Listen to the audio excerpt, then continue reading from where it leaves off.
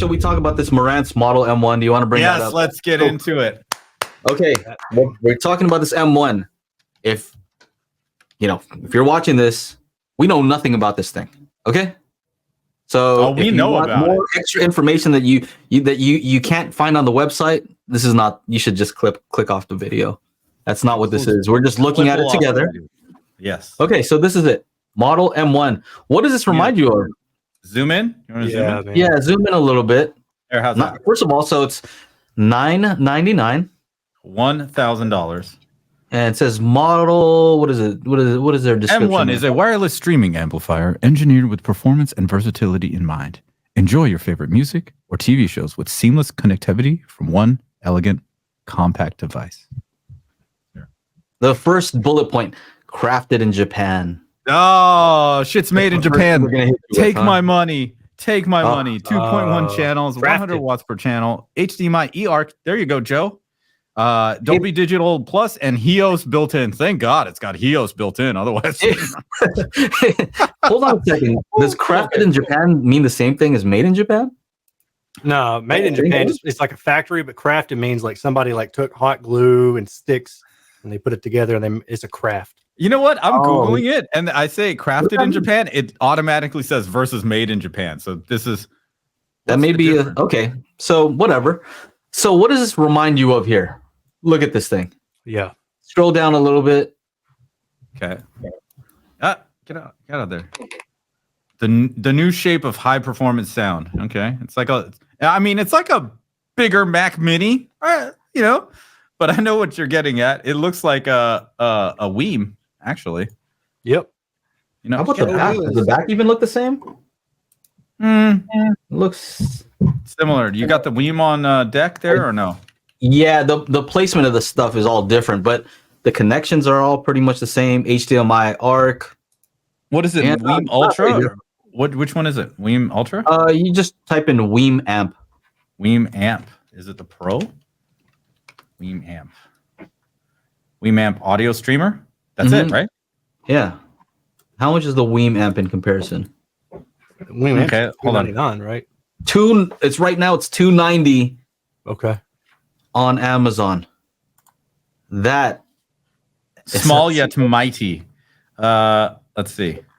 that is a tough sell right there. Ooh, ESS Saber DAC. Ooh, Right? look out. Right? And it has a volume knob. It has a volume knob. That's right. There's a little play button, I guess, at the very tip there. Stream everything you love. It's got a lot of streaming stuff. So I still need to make a review of this. I've been holding off on purpose. Is this Napster? Yeah, they have a Napster app. What? now. Is it? Like, they have a Seriously? streaming service now, yeah. I didn't even know that Napster was still around. Here's the back. Here's the back. Somewhat similar. Similar ports and connections, yeah. Similar connectivity. Let's see. Crossover frequency for the subwoofer. I think they both have that. Seamless voice control with 360 Bluetooth remote. Okay. This has a remote. Which DAC does it say? No, it doesn't say. Okay. Okay. Home theater magic simplified. Which WiiM is probably okay. Oh, it's a 9018. Okay, they could have gone with the 9038 for you, DAC. What is it? DAC snobs.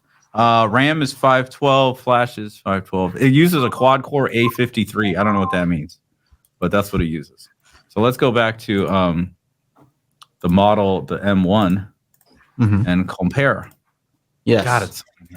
Okay. High resolution digital direct. AirPlay 2, Spotify Connect, more. Okay, so this looks like the same-ish ports. It's got a sub out. I know we can adjust the frequency of the sub out. It's got these buttons up front here: play, pause, up, down. Okay.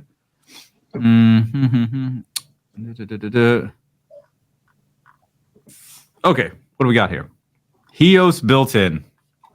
Ladies and gentlemen, it's got HEOS. Yay. More like We're not happy. Okay, why don't you like HEOS? Just what's wrong with HEOS? it has not worked that well for me, and I have had tons of Denon and Marantz AVRs, and just does not. it doesn't play well. And so I know. I said this in the after show chat. By the way, if you guys don't know what the after show chat is all about, essentially, once you become part of the crew, go to crew.dailyhifi.com. You get to be part of our Facebook chat, and we can chat and talk shit and do all that kind of stuff on a daily basis. Even during the holidays, you guys will not stop. What's going on? Yeah. I've been wanting them to ditch HEOS for a while, and it's just not happening. And I want Yamaha to ditch MusicCast. I want all these companies to stop thinking they can make it better when companies like Sonos make it way better. Even Blue OS. I thought Blue OS was cool until it started messing up. And so, like, even that, in the Lenbrook products, everything from the what is it, NAD T778? Didn't you have to use that, Joe? Yeah, I have. Yeah, it was okay. I thought it worked okay. The interface is pretty decent. It was slow. You didn't like it? Yeah, I liked some parts of it. You know what was funny? The first time I was introduced to it was at CEDIA 2019 when I'm doing all these going around and doing a bunch of videos, and everyone had to use Blue OS. And maybe it was their network, but everything was just super laggy. So maybe it was just the trade show floor kind of thing. Mm-hmm. But this is a great example of why manufacturers still trying to hold on to something that they don't want to let it go because they think it's awesome, right? Because they made it, but it's just not that good. Yeah. And in my perspective, they should ditch HEOS and move on and just put something in there that's just better. Does it show all the streaming services? Because my issue was that I use Qobuz and I use YouTube Music. I don't see any Qobuz on here. Okay, here we go. No Qobuz. No Deezer. Deezer. Oh, thank God they've got Deezer. Yeah. Does anybody use that? It's just like it actually is pretty good. Crackle. No, it's more UK. If you're in the UK, Deezer is in UK. Okay, my bad. So here's the thing: Deezer is actually good because they had some Atmos content too. So they had high-res and Atmos, and it was pretty good. Yeah, I was surprised that it was pretty decent. But yeah, this is it. So I can't. So if I'm using its Android phone, right? Yeah. I think they support AirPlay. Maybe. I think they should. But they don't. I don't remember them supporting Chromecast, so I can't Chromecast something from here using HEOS. I can't use Qobuz, and I can't use YouTube Music. So the services that I use, I just can't use this. I have to use, an iPad or this iPhone here. So I don't want to use a different device. Well, but what about the WiiM? Does the WiiM? The WiiM has, you can Chromecast to it. It has AirPlay 2. It has Qobuz. It has, so I can cast with YouTube Music. They're gonna make an update that has native YouTube Music, so you can do a search inside the app and actually just play it directly from within the app.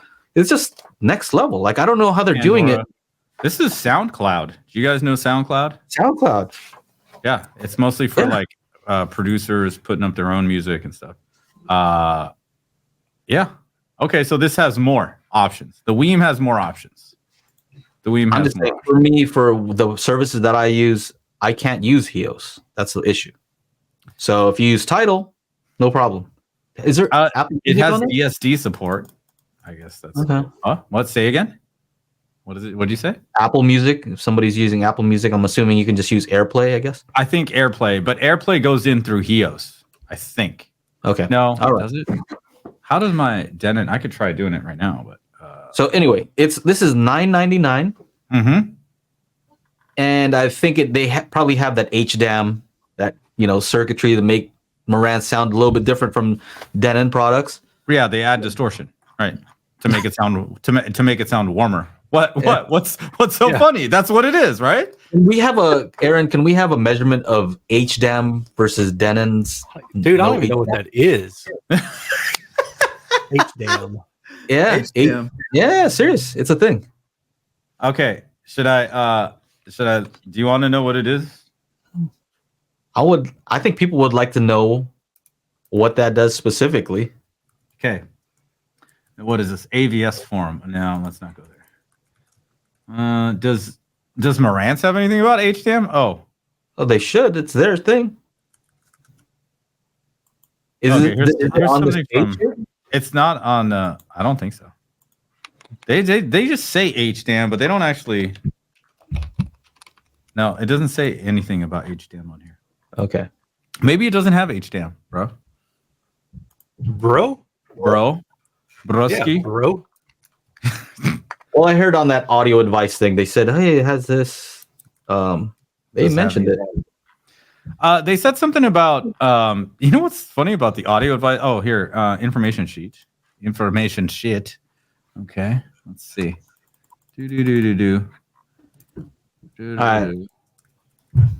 I don't see anything about HDAM. Okay, they mentioned it, but okay. So here's what kills me about this thing, right? Is it has only bass and treble tone controls. Like that's it. You could buy this WiiM amp, and it with $290. It had 4 bands of parametric EQ. They recently did an update, which I'm gonna make a video about. Now it's 10 bands of parametric EQ. That's awesome, right? They have a roadmap that you can look at, and it says, I think starting next month, they're going to have 10 bands of parametric EQ for the left and the right, so you could apply it to each one separately. I'm hoping they eventually do one where it's for the sub also, for the sub out, because that's usually where you need a lot of help. So EQ in the sub, is that what you're saying? EQ in the sub? To have parametric EQ for your left, right, and your sub, that would be like 10 bands for each would be next level. Yeah, they're saying that they have a room correction, so I don't know how well that will work, but hopefully, you can make it work with Magic Beans. But as is, I did the update. The 10 bands of parametric EQ is no joke. Like, it really helps your system sound better. Yeah. Right? Compared to graphic, because before I'd have to just use the graphic equalizer, and I can easily switch back and forth, use the same target curve, and parametric is just much more precise. Right? Yes. So you hear the difference. So I know this is not necessarily about the Marantz M1, but I don't have it. Haven't tried it. I do have the WiiM Amp, and this does relate to something I mentioned earlier. Doug Schneider, president of Soundstage Network, he posted on Facebook about just kind of saying something about YouTube people, I don't know, using the word best and how every other video is best this, best that. And at a certain point, he's saying that, like, how can you trust this person, right? Not everything's going to be the best. And I agree with that. And I'm very hesitant to use that term. But right now, I can easily say, out of the things that are out there right now, this is the easiest recommendation to somebody who just wants a low-cost budget starter setup. This WiiM amp, get the WiiM amp, get 2 decent bookshelf speakers, and have a great time. And then when you have extra money, add a sub and have a great time. Why? Because, has decent amount of power. It's not going to get super loud. Aaron's reviewed it, so he can tell you all about that. But the parametric EQ, the app functionality, right now, the thing, remember what I always complain about is these things that have a sub. I tell my wife she's the best. Keep the best around. What's up, man? What's up, Karaminder? What's up? So the other thing, huge update, right? The sub out, right? So Aaron, you've complained about things not having sub out before. Right? Yeah. So this has sub out, but guess what it has that I've told everybody they should have? If you have a sub out, not only does it have the high pass, the crossover, so low pass, and then it does a high pass for the other speakers. It has that. It's had that. Yeah. But now it also has a way for you to delay your main speakers so that it matches the delay of your sub. So you can time align. Bro. Wow. That's crazy. This is the WiiM? You have to go to AVR status to get that capability now. It's in the WiiM Pro? WiiM Amp? Yeah, this is a new update. They didn't have it before. You see, so, go ahead. Well, I'm just saying that makes a big difference to be able to. So there's going to be a delay with your sub if it has DSP, 6 milliseconds, 7, 8 milliseconds, something, right? There's going to be some sort of delay. When you get those time aligned, not only is the phase going to be phase coherent, as long, you have to mess and see if it's 180 or, 0 degrees, but typically it's going to be phase aligned typically. And you're going to get summation, but also the bass is going to sound like it's coming from your smaller speakers. It's going to hit at the same exact time. There's not going to be a delay, and it just sounds awesome, right? That's what you need to make a sub sound good, and it already has that. So I don't know what this Marantz has, but it better have all those things for more than 3 times the price. Now, if you can't catch the show, we do have an audio version at anchor.fm/daily HiFi. So make sure to go on over there if you like to listen to the show.